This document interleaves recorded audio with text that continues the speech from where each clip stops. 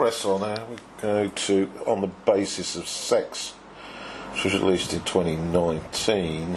I missed this one, so I'm catching up today.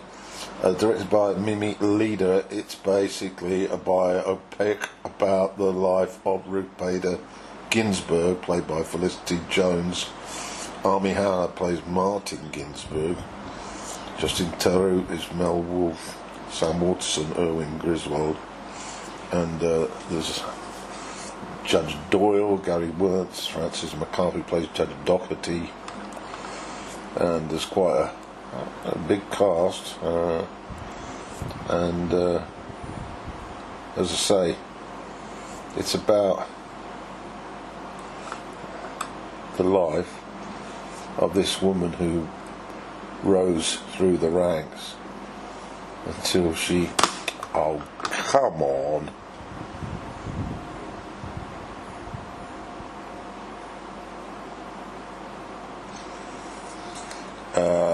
it focuses on the early life and the courtroom baptism of the justice, and we're going to watch it. Anyway, it starts off in 1956 when I guess she's in her 20s. The opening salvo, we see a large number of people walking upstairs to, I guess, the court, the Supreme Court of the United States.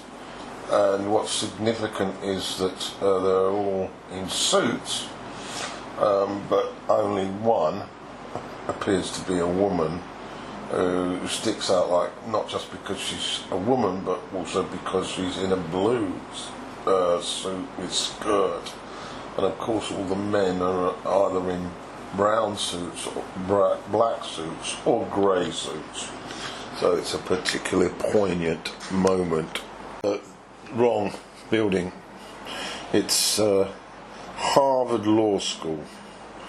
So there are other women, but we didn't actually see them in that initial sort of presentation.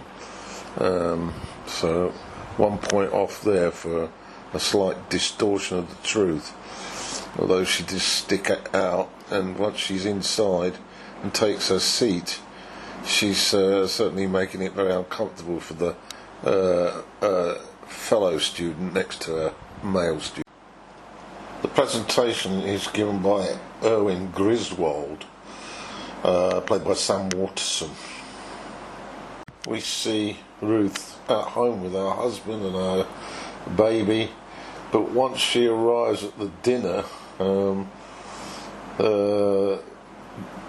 the men are invited to escort the women in, and a man offers his arm to her, and she's not that impressed, and she basically doesn't accept the offer to go in with her arm inside his.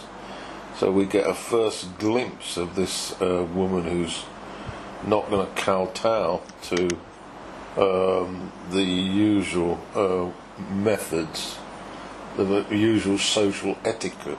Growald reminds the seated gathering that this is only the 6th year where women have been involved in obtaining a law degree, and there are 9 women present in this room full of men.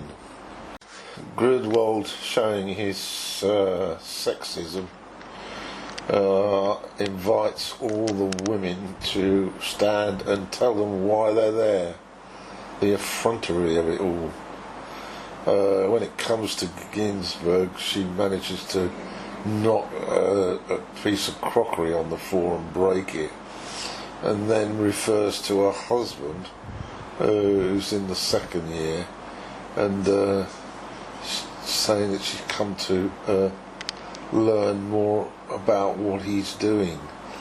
And there's a hush after receiving that. There's then a romantic interlude in the bedroom with our husband, which seems to have more to do with accentuating the fact that she's short. in the initial lecture on contract law, she wipes the floor with fellow students for her precise and both understanding of the question and her accurate representation of the decision by the court. Words matter, and she's clearly a very bright student. While having fun playing this name that tune, name that movie game, her husband keels over and appears to have a heart attack. Diagnosis: testicular cancer, survival rate 5%. We are talking about the mid-50s, of course. Yeah, her husband's illness necessitates her to attend his lectures in addition to her own.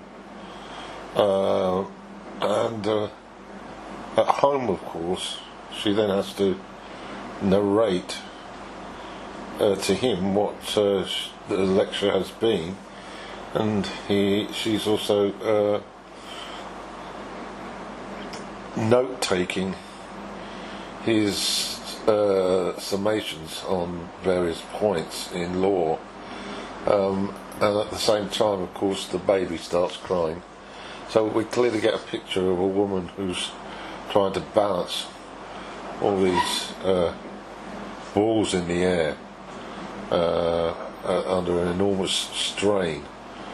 Her own learning, her husband's learning, being a mother, being a husband. Quite an amazing. Marty's condition improves. Ruth requests a transfer and it's denied. She wants to complete a third. I didn't follow that part, so I'll have to check on that. We move forward now to 1959. We then capture the difficulty that Ruth had trying to get her first position following her graduation, being a woman, having a sick husband, being a mother, being likely to have a second child, being top of her class. She faced a barrage of rejection for applications based on sexism, nothing else. We witnessed yet another interview where the senior partner is impressed, but then comes out with the wives of the partners will be jealous if we appoint you. And so Ruth leaves, disappointed again. She gets a job back in teaching as a professorship. So she still hasn't practiced law. Next we see her on a demonstration. It's 1970. It's a CND equivalent. And she's in the crowd. At work we listened to a sort of seminar, that's more like a tutorial really, discussing the notion of sex discrimination and archaic laws in the US, where in Florida, for example, it's perfectly legal to discriminate with regard to sex, with regard to one's sex. Their child is now a 15-year-old teenager who's got opinions of herself, and we witness an incident where she pretends, she tells a lie to avoid school so she can go on a demo, and it highlights how Ruth's belief system has been passed down to her daughter, who's taken them up, perhaps at too early an age, but is presenting typical control issues for her parents, based on the daughter's belief system about sexism, etc. Ruth latches onto a case that she could have some leverage. Sexual discrimination against a man with regard to taxation, doing a job that been assigned to women. This Moritz case, 1972, Moritz versus Commissioner Inland Revenue, was a groundbreaking case, and particularly in Ginsburg's legal career, surrounding the sort of taxation of men and women in the treatment of each. They're not treated the same. But when Moritz wants the tax arrangements, say a woman for being a caregiver to his sick mother, when he employs a woman to help with the care, this is denied on the grounds that he's a man. As Ruth talks with Moritz, she responds to his comment that he is a guinea pig by saying, "No, you're at the front of the entourage, the front of the band." Very quick mind. Ginsburg then flushes out Kenyon, played by Kathy Bates, who was involved in a different case on behalf of the Negro with regard to prejudice, discrimination, lack of equal opportunity. But scene is vibrant. Her brief cameo appearance, Bates, is so sort of light and scintillating.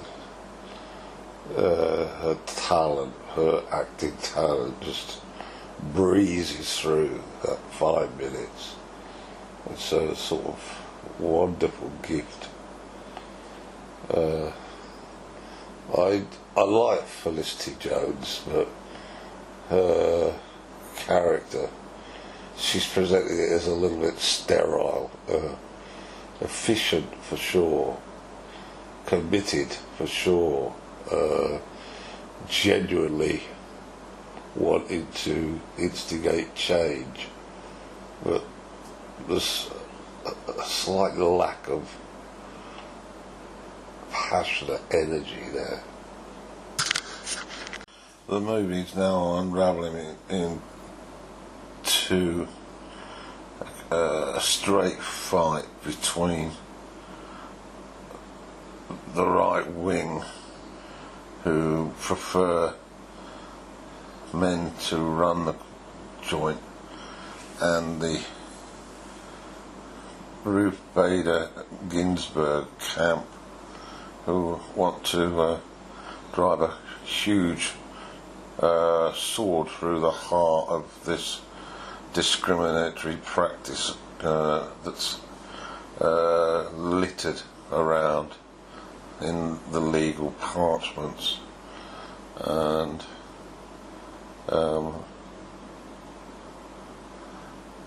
it's sort of getting a little bit predictably Hollywood style, you know, this grey issue, rather than focusing on her as an individual. It's now focusing on this one particular case. The strategy that they're trying to plan is intriguing, and it appears that there's going to be a joint presentation with Matt, the husband, presenting the the tax aspect of the discrimination, and then Ruth will come in to discuss the gender, the prejudice from that angle. The scene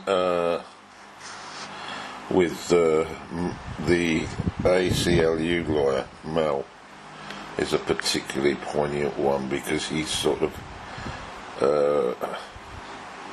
tries to convince her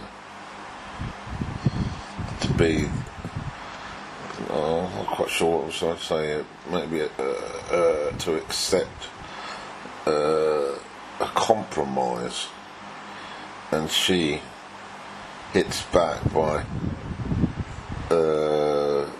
re-emphasising how she's her personality, her attitude, her determination won't allow her to, as she feels, quit on a compromise. And it probably reflects considerably on her as an individual, and this movie is about her, this pressure to settle. I was very impressed by her at the final moments of that scene where Mel gives her the brief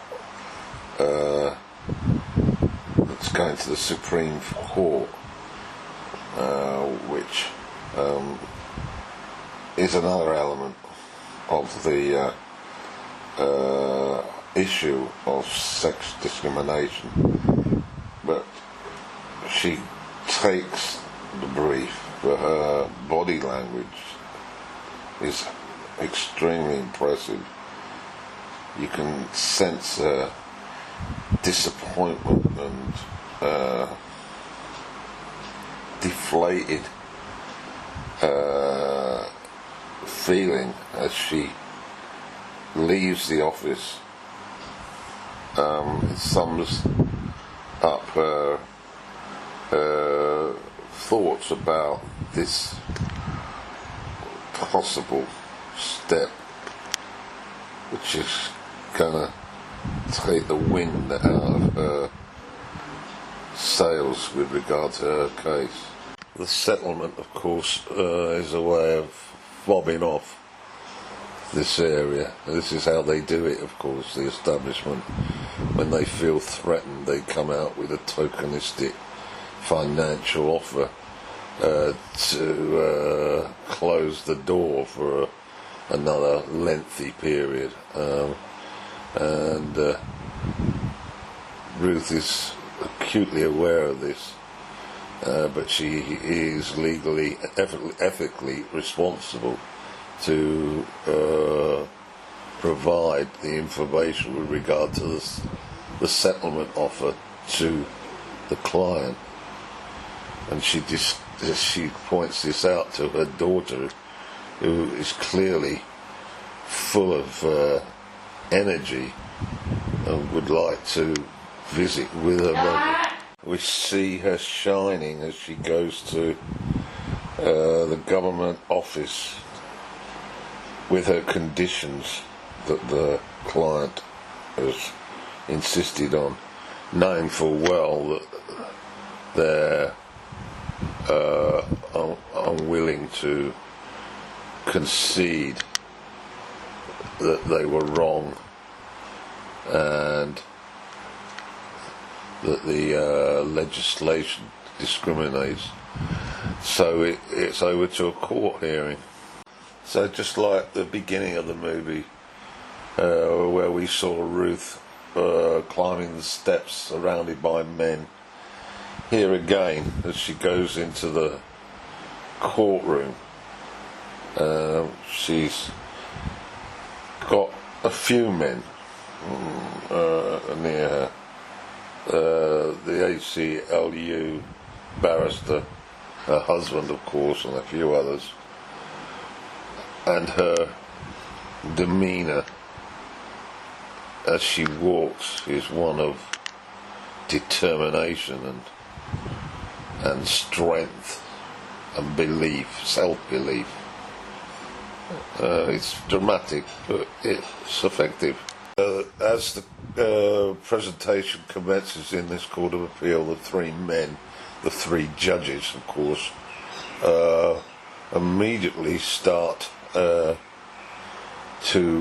describe their own perceived prejudices with regard to women being home givers, and they try and box her in with, that's to say the least, rather confrontational summations, and they appear to be trying to keep her up there because she's under a time limit. So she cleverly adjourns this phase and protects some of her time for cross-examination. But it's clearly the case that the judges have basically made up their minds. The most important scene in the movie, the rebuttal that she gives and argues for this tax law to be discriminatory. She presents it in a brilliant way, and the director homes in on the facial picture of the three judges, and we sense that although the two are conservative and one is slightly more liberal, that they are visibly impacted by her argument, by the use of her language, and it's a reflection on the fact that we're talking about a brilliant female mind, but also a tremendous performance by Felicity Jones in this role. I was absolutely riveted to those 5 minutes of rebuttal. So at the conclusion of this movie that's been a slow burner, Denver's 10th Circuit Court of Appeals unanimously reversed the tax court's decision and concluded that Charles Moritz was entitled to the caregiver's deduction. Moritz versus Commissioner and Reed versus Reed became the first federal cases to declare discrimination on the basis of sex unconstitutional. Mrs. Ginsburg. Mr. Chief Justice, and may it please the Court, amicus views this case as kin to the Reed or sex criterion stigmatizes when it is used to limit our... Ruth Bader Ginsburg, co-founder of the ACLU Women's Rights Group. She became the leading gender rights lawyer of a generation, winning several landmark cases before the US Supreme Court. Martin Ginsburg became one of America's prominent tax attorneys and a beloved professor at Georgetown University Law Center.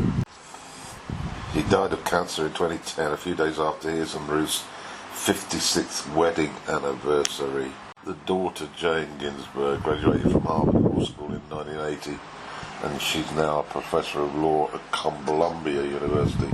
On June the 14th, 1993, Ruth Bader Ginsburg was nominated to the US Supreme Court, where she remained until her tragic death last year, 2020.